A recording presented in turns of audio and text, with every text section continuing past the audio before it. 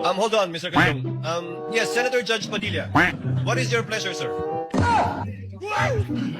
Ginoong tagapamahala ng hukumang ito, nais ko lamang po sana hingin ang mga credentials ng ating saksi.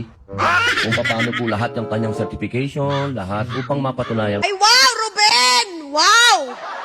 Ikaw pa talaga may gana magtanaw ng credentials? Stricto yan! Ang lapad!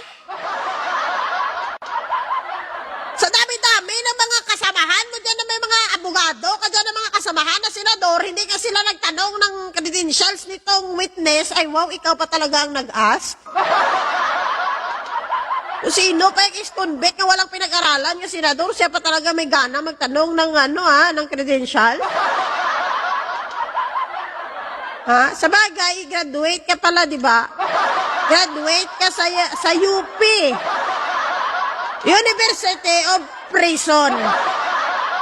Kaya ka nga ex-convict ng senador. Di ba?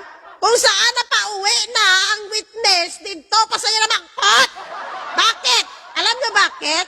Kasi hindi po siya nakikinig.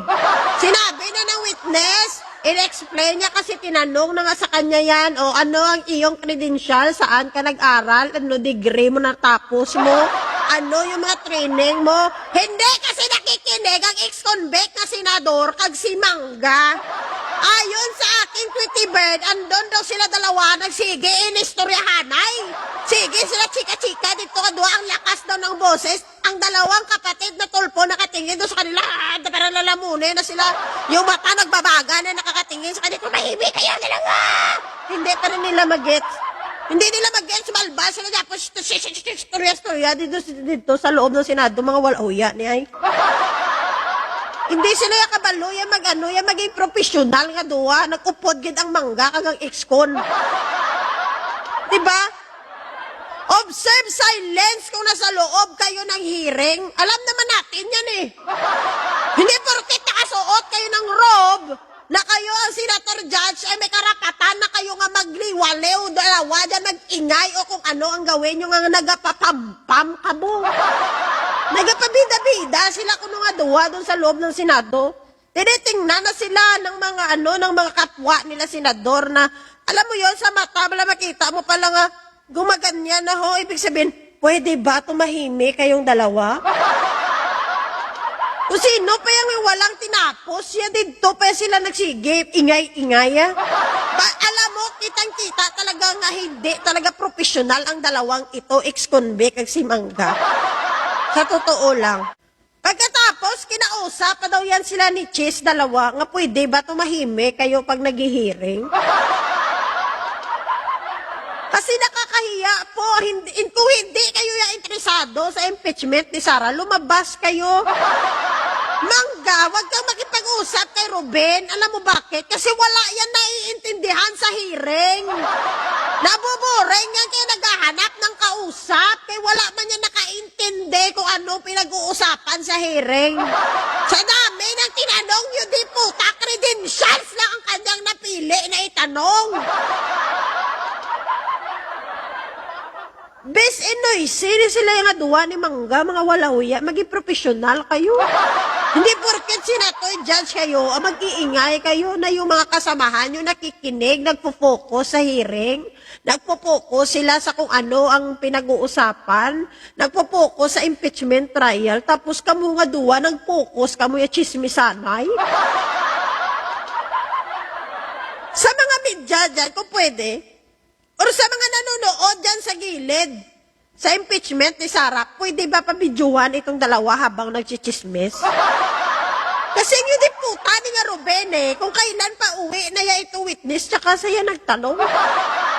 Ang daming oras na pwede siya magtanong, kung di nga gadala na bag to ang witness, kay mapuli na kay tapos na ang kanyang mga tanong sa kanya.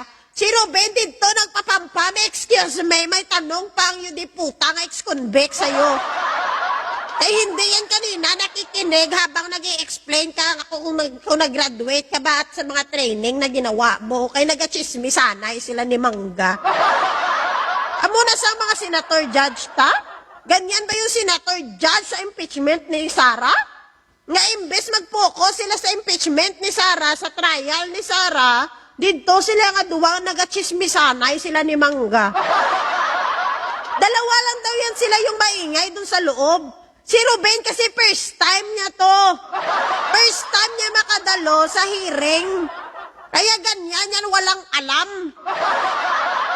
Kasi kung yan may pinag-aralan, abogado yan, alam niya na sa tuwing may hearing, dapat observe silence ka.